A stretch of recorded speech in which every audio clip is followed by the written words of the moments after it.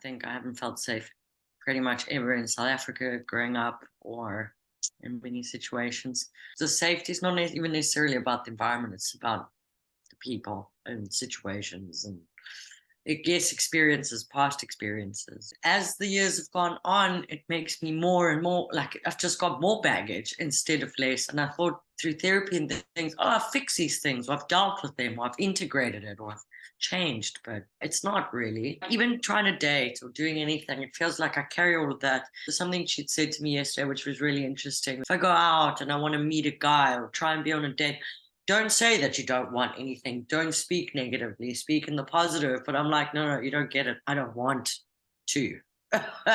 Zero. Not so much because of the guy, but because I don't even trust myself. I don't even know if you can get me past that one because I just think, wow, man, it started so long ago and I've just seen so much bad stuff happen and they do get away with it. And it's like something I really believe. It's so ingrained in me.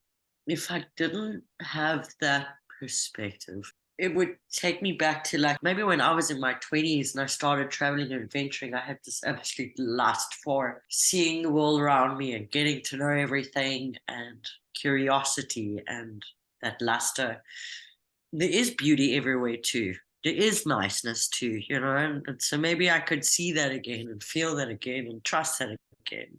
I think that would make me feel braver to take action. Try to build a life here and I'm still like, do I belong here? Where do I fit in? What does it mean to belong? And it bleeds into just saying like I belong here on planet Earth and I have a purpose. It's that deep, that belonging. So I'm just too scared to even say anything. It's like, oh, you know what? It's a confrontation. Shut up. Don't say anything. I'm so scared. I'm just so scared of just being rejected again like that. What's the point of saying anything if nobody hears you?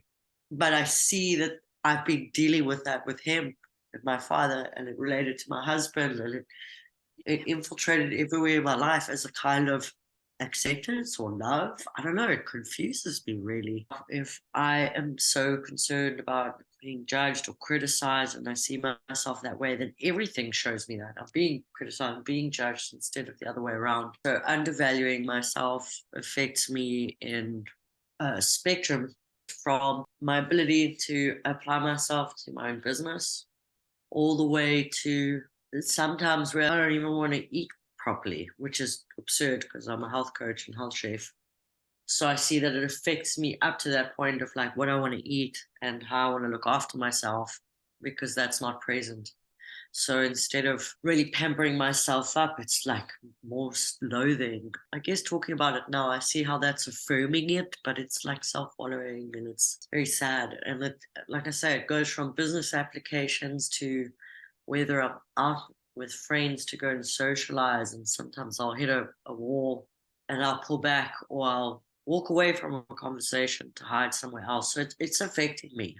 I'm not running away from the circumstances, but I am withdrawing because of that. Let me avoid myself. Let me go do anything else for anybody else. Avoid. And that's created because of this. Oh, what would it be like for me to change that? Let me go in.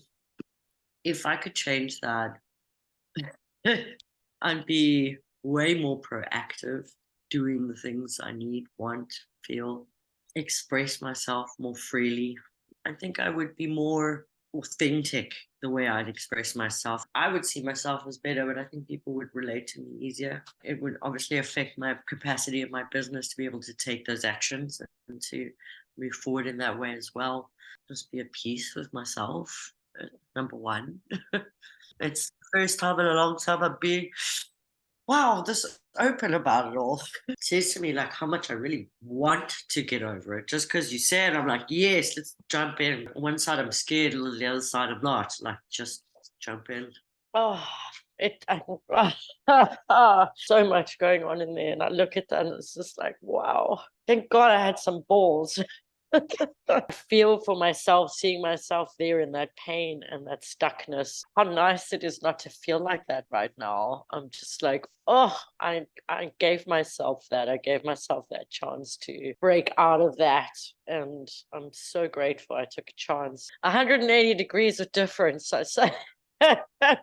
There's no comparison. There's just no comparison.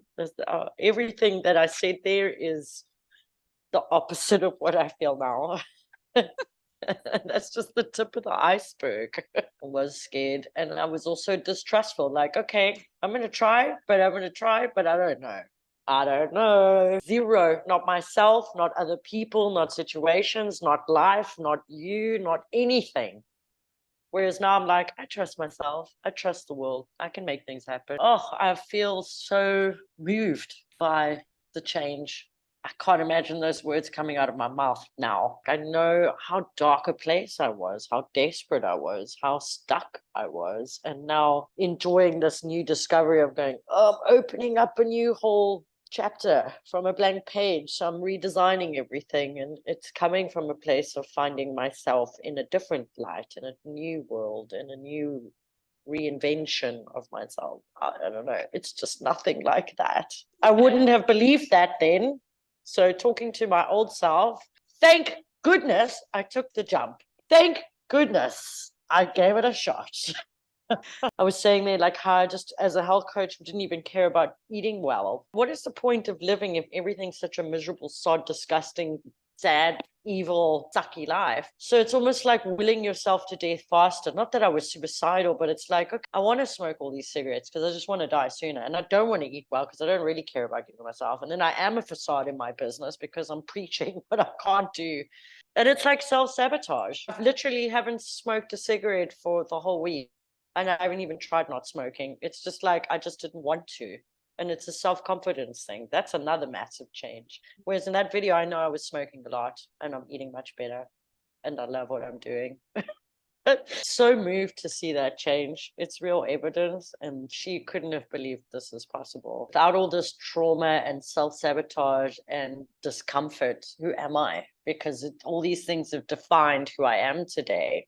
But it doesn't have to be that way. It can change. You can define for yourself who you want to be and how you want to change and how you want to grow intrinsically without all of, I mean, yes, you learn from the past. Yes, you can carry that wisdom with you without it being like this big bag of weight that you have to carry for the rest of your life. It can be the gift as well that shifted the change. That's where my mind was at. Can I make that shift? And yes, giving myself 100% to the situation. I was so desperate for anything to change. Talking about dating, when I went to do this mezcal tasting with this guy, I think he wanted to turn it into a date, and he was trying to, I guess, make some moves on me, and I was just not into it. And I'm like, that's cool. I know, it makes me feel hot, and I am, but I'm not interested, and that's fine. And I put my line down with confidence. Whereas I think back in that stage, that person, I would have been like, okay, he's giving me attention, but now I feel like a